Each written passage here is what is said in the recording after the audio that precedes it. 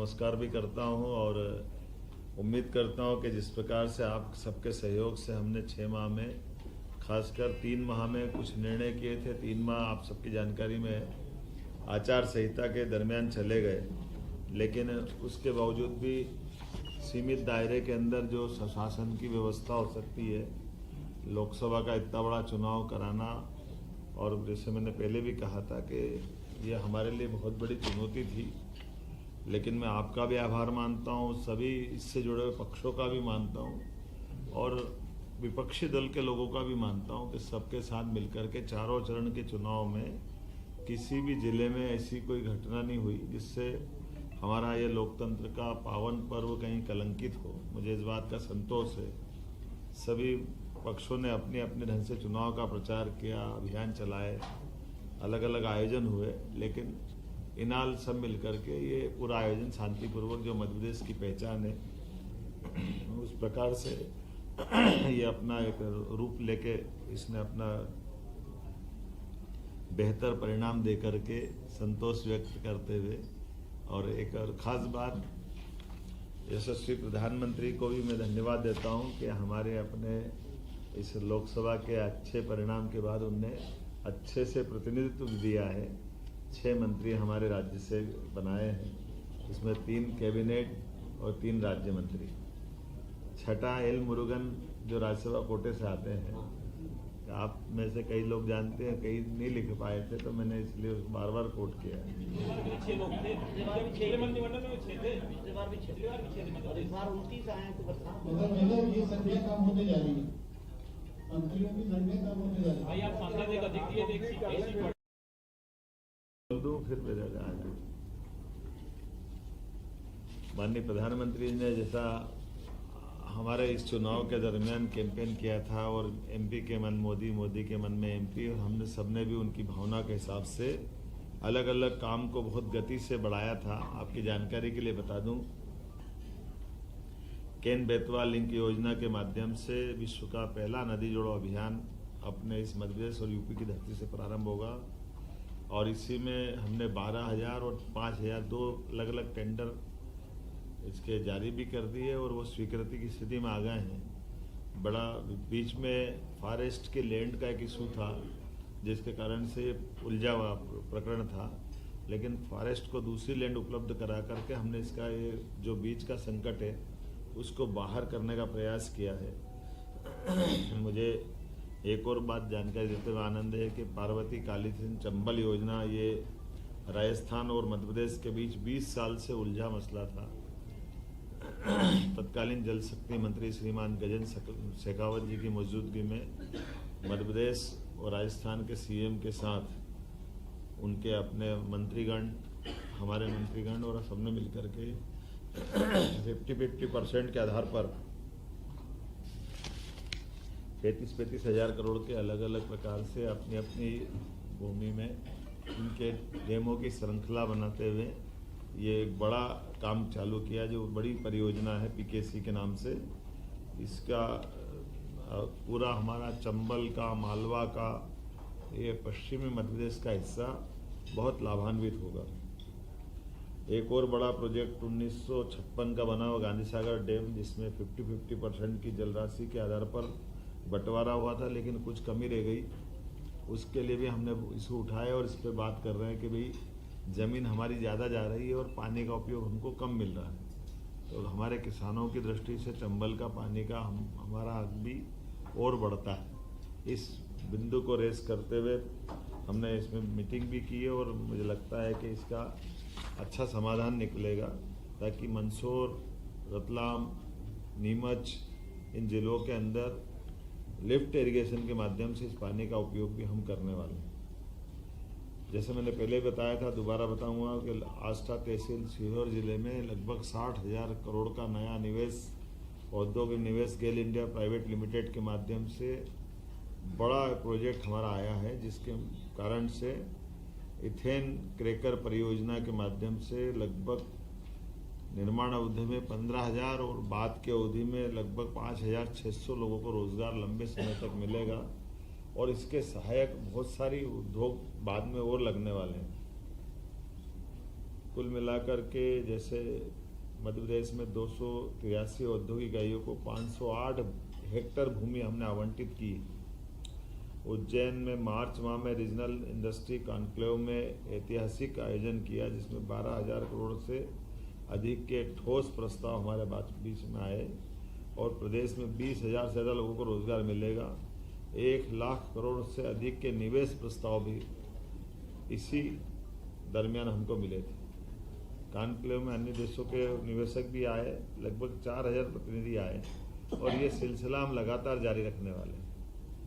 इसको regional conclave के माध्यम से हम देख रहे हैं कि जहाँ भी हमारे जबलपुर, ग्वालियर, रीवा, अलग अलग और इंडस्ट्रियल बेल्ट भी डेवलप होते जाए।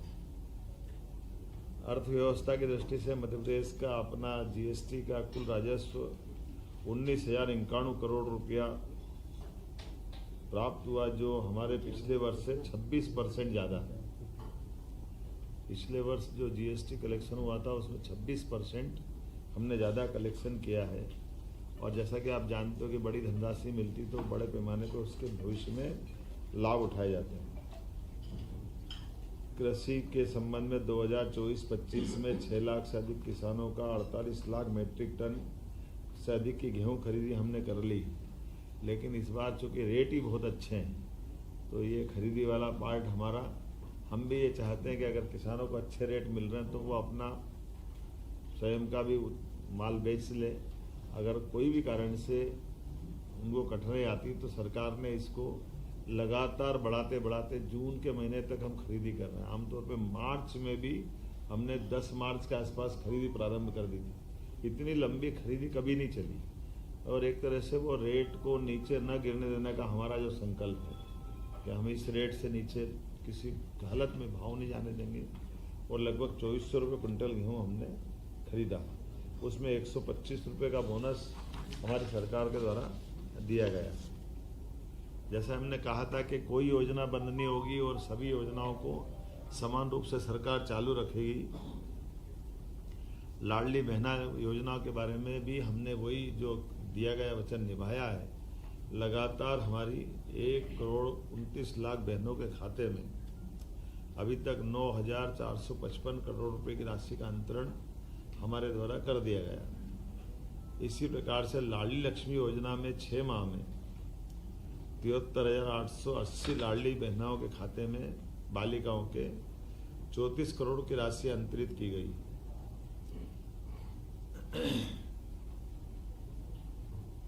रसोई गैस सिलेंडर के लिए 45,90,000 बहनों के खाते में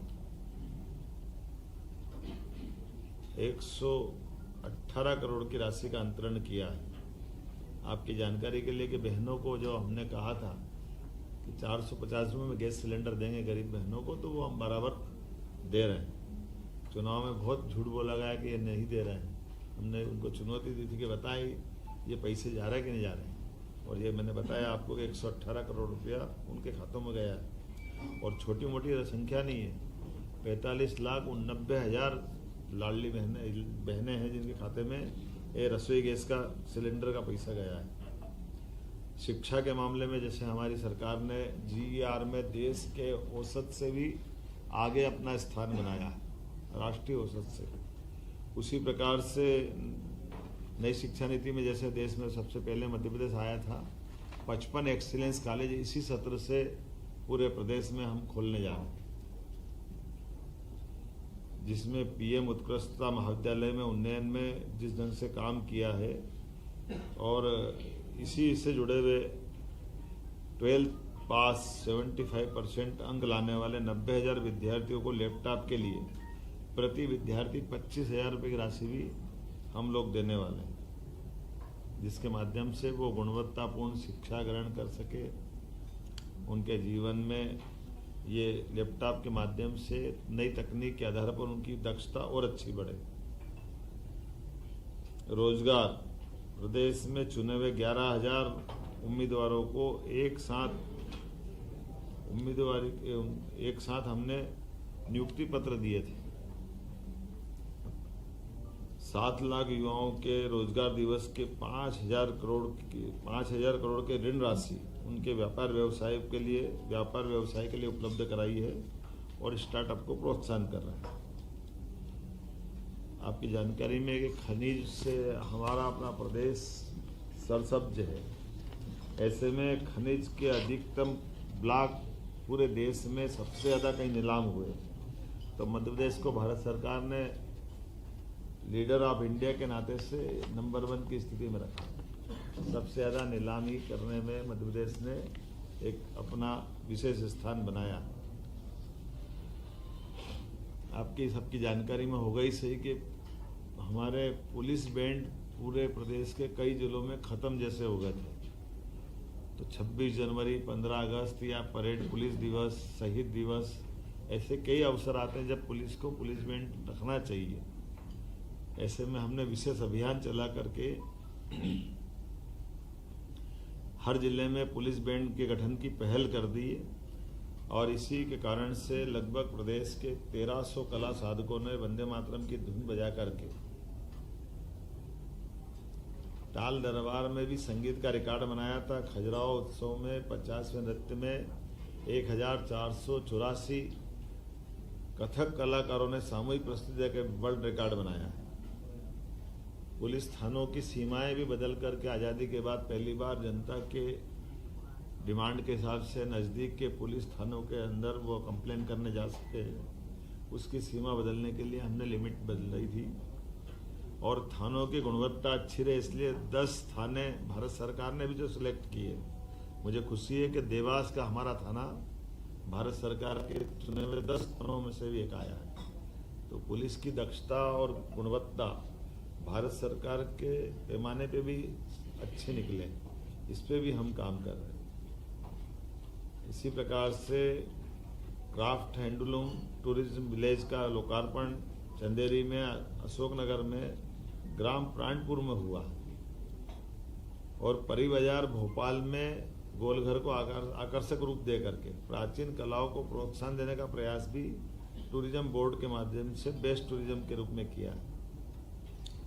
आज ही मैंने अपने मंत्रिमंडल के साथियों के साथ बहुत सारे मसलों पे अलग अलग प्रकार की पिछली सरकार के समय से लेकर आज सरकार के बीच में और अलग अलग प्रकार के जो हमने प्रयोग किए उसको नीचे उतारने की बात कही है। जैसे हमारा जल गंगा संरक्षण अभियान चल रहा है, 3672 करोड़ के काम इस दरमियान हो रहे हैं।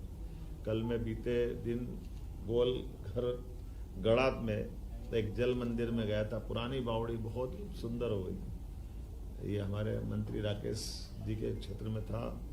एक संग्राम सागर तालाब बहुत अच्छा हुआ है। ऐसे अलग अलग पूरे प्रदेश में माहौल बना हुआ है और ये अभियान हम गंगा दशहरे तक चलाने वाले हैं, जिसके माध्यम से जल संरचनाएं, पुराने कुएं, बावड़ी, तालाब, नदी, पोखर, जल की सारी संरचनाओं का पुनर्जीवन का काम करने का प्रयास कर रहे हैं। कुल मिलाकर के काम तो बहुत सारे हैं, लेकिन अभी कुछ और उल्लेखनीय कामों के बारे में हमने अभी बताया है कि इस सरकार के माध्यम से जितने काम अपन कर सकते हैं वो लॉ एंड ऑर्डर की दृष्टि से भी आपने देखा होगा कि सरकार ने अपने कुछ निर्णय किए हैं। कोई घटना हुई तो तत्परता से तुरंत गति से कार्रवाई करके सरकार ने अपनी जीवंतता का भी प्रमाण दिया है। सुप्रीम कोर्ट की गाइडलाइन के आधार पर लाउड स्पीकर के पर भी कार्रवाई की गई है। खुले में मांस मछली बेचने का भी प्रतिबंध का जो ऑर्डर हमने दिया है उसके भी अच्छे रिजल्ट आए हैं। सभी वर्ग ने इसका स्वागत किया है। जहाँ कहीं अतिक्रमण की शिकायत आई है, अतिक्रमण पर भी कार्रवाई करते हुए कई प्रयास किए हैं। एक उज्जैन में अच्छा प्रयोग हुआ है कि धार्मिक स्थल पर हिंदू, मुस्लिम, जैन सभी इस कम्युनिटी ने अपने अपने देवस्थल को अपने हाथों से हटाया और उसको पीछे किया। ये आदर्श उदाहरण है। इसमें अतिक्रमण नहीं बोला, चाहिए रोड चौड़ी का मतलब जब उनने बनाया था तब वो छोटा था, आज रोड चौड़ीकरण करना है। तो चौड़ीकरण में पहले लोगों ने मकान हटाए थे पीछे अपने, लेकिन ये धार्मिक स्थल छूट गए थे। तो धार्मिक स्थल के कारण से वो जो एक चौड़ाई मिलना चाहिए वो चौड़ाई नहीं मिल रही। तो सब ने मिल कर के मस्जिद 2 हटी है, एक मीनार वो मज़ार हटी है, 10-12 जैन और हिंदू मंदिर हटे हैं, सबने मिलकर के वो चौड़ीकरण का अपने परस्पर सद्भाव पूर्वक बगैर कोई कठोर कार्रवाई के स्वेच्छा से अपने अपने जगह दी। सवाल ले लें, सवाल लेने का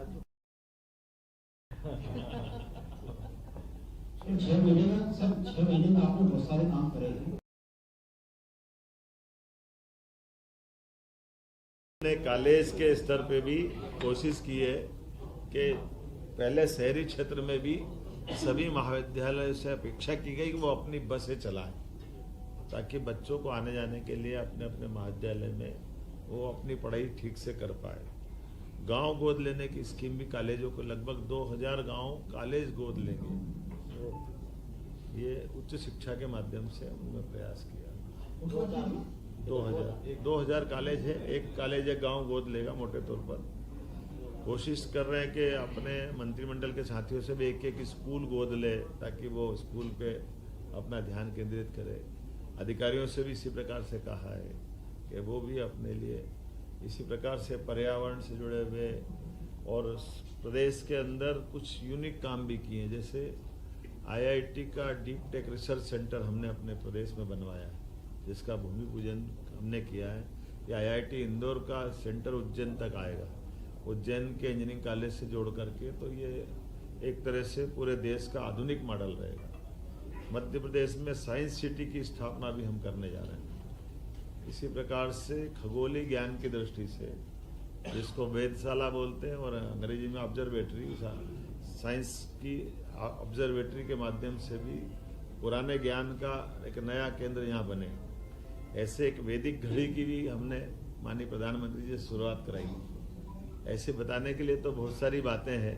कुछ स्थायी काम भी हमने किए जो अपने आप में मध्य प्रदेश की नई पहचान बनाएंगे। जैसे आप सबको जानकारी है, बाबा महाकाल के महालोक में प्रतिमाओं को लेकर के प्रश्न उठा था, FRB की प्रतिमाओं को लेकर। तो हमारे प्रदेश के अंदर हमने प्रयोग किया है कि ठोस पत्थर की प्रतिमा वहाँ बना के लगा देंगे।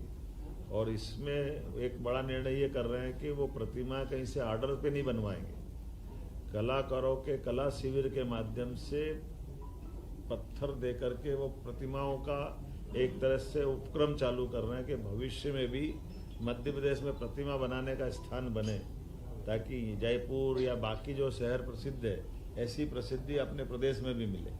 तो अपने प्रदेश में वो प्रतिमा वहाँ लगाते हुए बाकी भी जहाँ जहाँ लगाना रहेगी, तो एक तरह से वो उनकी कीमत खरीदने के बजाय कलाकारों के सहयोग से वो प्रतिमा बने और एक कला का एक नया उनका अपना एक कारोबार प्रारंभ हो जाए। पर्यावरण आपकी चिंता का विषय है, आप लगातार पौधरोपण भी कर रहे हैं। अरे अभी योजना आगे पड़ी नहीं थी, जल्दी कर दी। मैंने पेपर में पढ़ा अभी जरा एक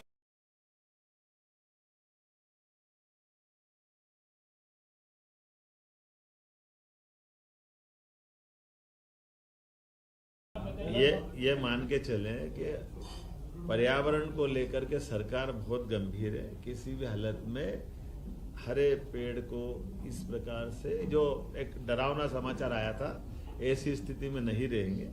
पहली बात तो ऐसा निर्माण करेंगे जिसमें कम से कम पेड़ कटे, और कोई कारण से कटे तो कटने तो फिर भी नहीं देंगे, ट्रांसप्लांट कराएंगे अगर होगा तो। कोई भी पेड़ एक ऐसा नहीं होगा कि किसी को अकाल मृत्यु मरना, एक जगह से दूसरी जगह कोई शिफ्ट ट्रांसप्लांट